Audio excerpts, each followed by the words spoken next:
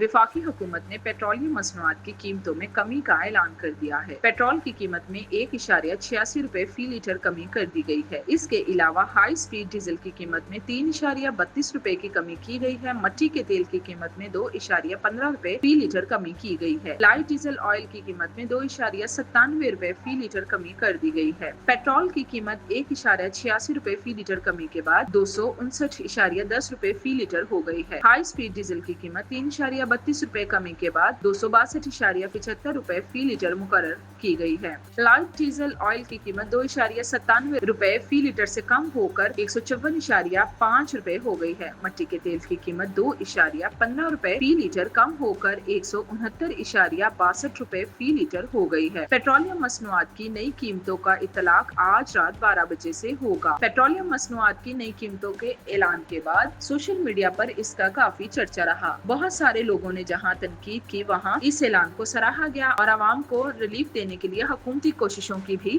तारीफ की गई।